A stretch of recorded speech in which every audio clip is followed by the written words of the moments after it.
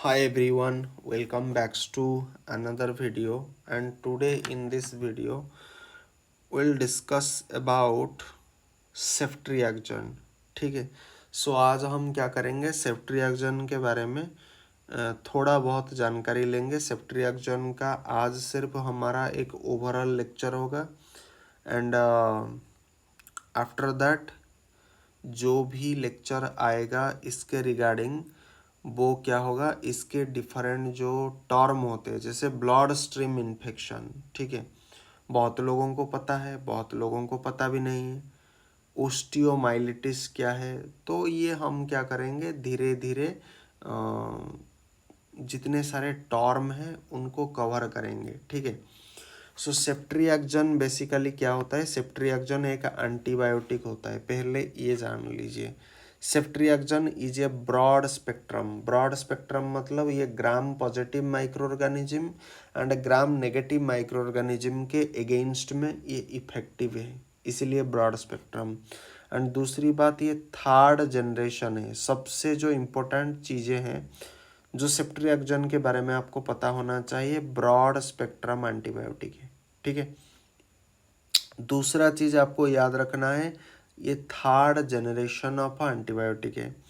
Now ये cephalosporin class of antibiotic है, ये भी आपको थर्ड में आपको याद रखना है।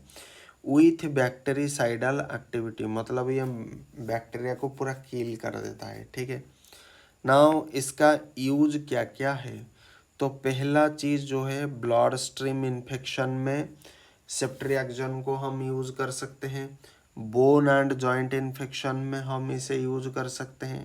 ठीक है, मतलब ओस्टियोमाइलिटिस हो गया एंड डिसिटिस, प्रोस्थेटिक जॉइंट इन्फेक्शन, देखो बहुत सारे वर्ड आ रहा है, उसे हम धीरे धीरे क्या करेंगे, कवर करेंगे। ठीक है। एकदम अगर सब सीखेंगे तो कहीं ना कहीं माइंड में जाम होगा, तो धीरे धीरे करके slow and steady wins the race जो कंसेप्ट है, धीरे धीरे अगर जानोगे तो एक दिन सब जान जाओगे। ठीक है। सेप्टिक आर्थराइटिस, सेप्टिक आर्थराइटिस, ठीक है, तो ये बोन एंड जॉइंट इन्फेक्शन के कैटेगरी में ये सब आता है। ठीक है। Now on complicated gonococcal infection, नाम से ही पता चलता है कि ये एक आपका सेक्सुअल ट्रांसमिटेड डिजीज है। ऑन कॉम्प्लिकेटेड मतलब इतना वो सिवियरिटी वाइज नहीं है। ठीक है, तो इसके बारे में हम डिटेल में जानेंगे। गोनोकोकल इन्फेक्शन क्या होता है, ऑन कॉम्प्लिकेटेड किसको बोलेंगे, कॉम्प्लिकेटेड किसको बोलेंगे, तो हर एक वर्ड को हम डिक्टेट करेंगे। ठीक है। नाउ सर्विकल हो गया, यूरेथ्रल हो गया, रेक्टल हो गया, फैरिंजियल हो गया, तो ये जितने भी गोनोकोकल, मेन आप याद रखो गोनोकोकल इन्फेक्शन में ये सेफ्ट्रिएक्सन को हम यूज़ कर सकते हैं। Community acquired intra abdominal infection, मतलब पेट के रिलेटेड जो इन्फेक्शन होता है, मोटा मोटी चीज़ें याद रखो। ठीक है। Community acquired intra abdominal infection case क्या है, माइल्ड से लेकर के moderate infection in low risk patient. Low risk patient मतलब जो पेशेंट बहुत रिस्क कंडीशन उसका लो है। ठीक है। उसके बाद लोअर रेस्पिरेटरी ट्रैक्ट इन्फेक्शन, ठीक है, कम्युनिटी एक्वायर्ड निमोनिया, वहाँ पर हम इसे यूज कर सकते हैं। बैक्टीरियल मेनिंजाइटिस, ब्रेन के रिलेटेड मेनिंजाइटिस अगर बोल दूंगा तो ब्रेन को आपको फौरन मतलब सिग्नलिंग चला जाना चाहिए, मतलब आप उसे कैसे समझते हैं। ठीक है। एक्यूट ओटिटिस मीडिया, ठीक है, पेल्विक इन्फ्लामेटरी डिजीज, माइल्ड से लेकर के मॉडरेट जो कंडीशन होता है जिसमें आपका सब होगा, मतलब ओवरी से रिलेटेड आपका फैलोपियन ट्यूब्स, ये जितने भी, ठीक है, वहाँ पर इन्फ्लामेशन, सूजन आ रहा है, क्योंकि इन्फ्लामेटरी मतलब क्या है, आपका स्वेलिंग हो जाना, रेडनेस हो जाना, इचिंग हो जाना, these are inflammatory.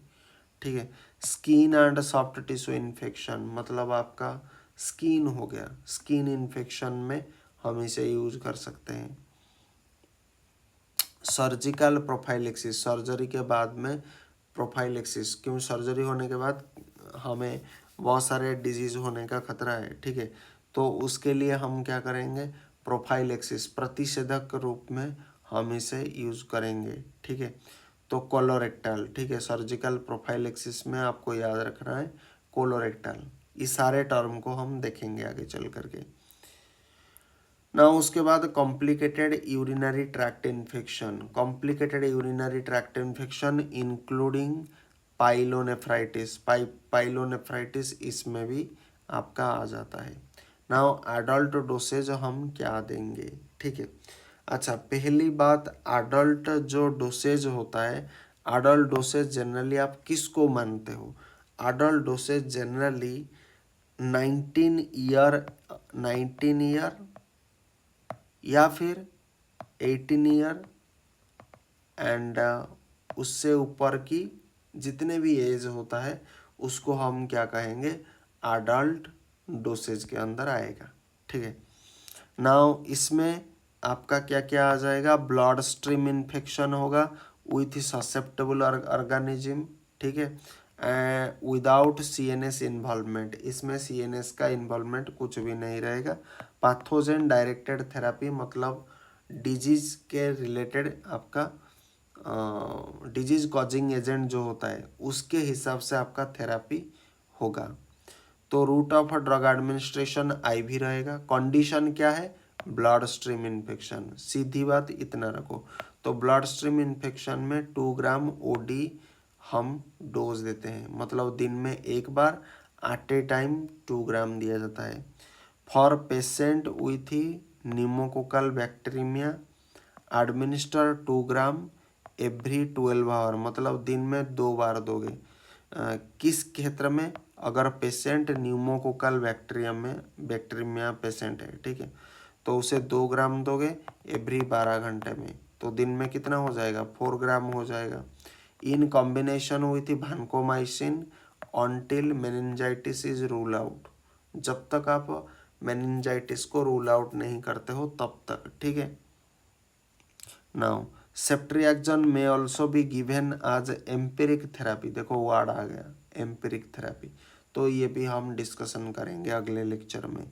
So ceftriaxone may also be given as empiric therapy for gram negative blood stream infection, मतलब ब्लड स्ट्रीम इन्फेक्शन ऐसा इन्फेक्शन जिसमें ग्राम पॉजिटिव माइक्रो ऑर्गेनिज्म का योगदान है। In hemodynamically stable condition, immunocompetent, एक होता है immuno compromised patient, मतलब जिस व्यक्ति का इम्यूनिटी पावर लो है उसे बोला जाता है इम्यूनो कॉम्प्रोमाइज्ड पेशेंट। नाम से ही सब कुछ समझ में आता है, इम्यूनो मतलब इम्यूनिटी, कॉम्प्रोमाइज्ड मतलब आप कॉम्प्रोमाइज कर रहे हो। आप कब कॉम्प्रोमाइज करोगे, जब आपके पास कोई ताकत नहीं रहेगा। इम्यूनो कॉम्पिटेंट मतलब इम्यूनो मतलब इम्यूनिटी, कॉम्पिटेंट मतलब ये कॉम्पीट करेगा, ये फाइट करेगा। तो ऐसे पेशेंट, ठीक है, विदाउट हेल्थ केयर एक्सपोजर, बिना हेल्थ केयर एक्सपोजर में, ठीक है, तो उस केस में ये आप दे सकते हो। Ceftriaxone may also be given as empiric therapy for gram negative blood stream infection in hemodynamically stable condition immunocompetent patient without health care exposure, बिना हेल्थ केयर एक्सपोजर जिनको होता है, ठीक है, तो वो वही बोल रहा है। नाउ इस क्षेत्र में ड्यूरेशन ऑफ थेरापी कितनी दिन तक रहेगा, यूजुअल ड्यूरेशन जो होता है वो 7 से लेकर के 14 डेज तक रहता है। अगर हम बात करेंगे ब्लड स्ट्रीम इन्फेक्शन जो होता है उसे 7 से लेकर के 14 दिन के लिए हमें देना पड़ता है, individualise according to the source, ठीक है, मतलब जैसा मतलब इन्फेक्शन होगा उस हिसाब से हमें काम करना पड़ेगा। And extent of infection as well as clinical response, मतलब पेशेंट अगर ज़्यादा सिवियरिटी होगा तो उस हिसाब से डोज को बढ़ाना पड़ेगा। पेशेंट अगर धीरे धीरे आपका स्टेबल हो रहा है, ठीक है, क्लिनिकल साइन एंड सिम्टम जो भी होता है वो धीरे धीरे करेक्ट हो रहा है, तो उस केस में आप क्या करोगे, आईवी थेरापी आपका चलेगा, उसके साथ आप शिफ्ट हो जाओगे टैबलेट को, क्योंकि ज़रूरत नहीं अब। A 7-day duration is recommended for patient with uncomplicated enterobacteriaceae infection who respond appropriately to antibiotic therapy, जो एंटीबायोटिक थेरेपी रेस्पॉन्ड करता है। नाउ पेडियाट्रिक डोसेज अगर हम बात करेंगे, ससेप्टेबल इन्फेक्शन की बात करेंगे तो जनरल डोजिंग क्या हो जाएगा? Infant, children, adolescent. इन्फेंट हम किसको बोलेंगे? यहाँ पर आज मेंशन कर देता हूँ। इन्फेंट का मतलब फ्रॉम बार्थ से लेकर के आपका जो 28 डेज, ठीक है, 28 डेज मतलब 1 मंथ वाला जो बेबी होता है उसको हम क्या कहते हैं? सॉरी, उसको हम इन्फेंट बोलता हूँ, नियोनेट्स कहते हैं, ठीक है। इसे हम क्या कहेंगे? नियोनेट्स कहेंगे, इसे हम नियोनेट कहेंगे। नाउ उसके बाद इन्फेंट, यहाँ पर इन्फेंट और आ रहा है तो इसलिए मैंने यहाँ पर इन्फेंट लिख दिया था। ओके, कोई बात नहीं।